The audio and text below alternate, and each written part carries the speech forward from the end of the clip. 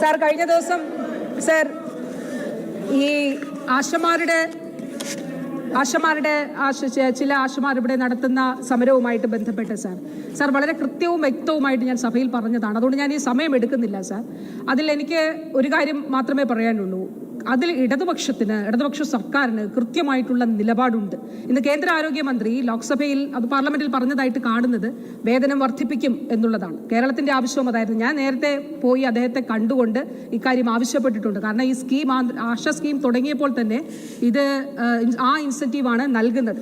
Sir, ഇത് കേരളത്തിന് ഇതുവരെ ഈ വർഷങ്ങളിൽ കേന്ദ്രം നൽകിയിട്ടുള്ള NHM-ന് അനുവദിച്ച തുകയാണ് സർ. അത് ഞാൻ ഇന്ന് ടേബിൾ ചെയ്യുന്നു സർ. 2023 ക്യാഷ് ഗ്രാന്റ് 0 ആണ് സാർ. അത് ഉൾപ്പെടെയുള്ള കാര്യമാണ് ഞാൻ പറഞ്ഞതിൻ്റെ. അത് ശരിയാണ്.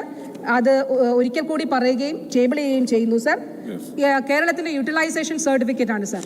2025 ഫെബ്രുവരി വരെയുള്ള മുഴുവൻ ഫിനാൻഷ്യൽ സ്റ്റേറ്റ്മെന്റ്സും അതുപോലെ ഫണ്ട് ലൊക്കേഷൻ സംബന്ധിച്ച മുഴുവൻ കാര്യങ്ങളും അയച്ചിട്ടുണ്ട് സാർ. അതിൻ്റെ ഡോക്യുമെന്റും ഉണ്ട് സാർ. അപ്പോൾ ഈ യൂട്ടിലൈസേഷൻ സർട്ടിഫിക്കറ്റിൽ സെൻട്രൽ ഷെയർ സാർ ഇതിൽ നില്ലാണ് കാണിച്ചിരിക്കുന്നത്. ഇത് കേന്ദ്രത്തിന് അയച്ചു കൊടുത്തിട്ടുള്ളതാണ്. ഇത് ഞാൻ സഭയിൽ ടേബിൾ ചെയ്യുന്നു സാർ.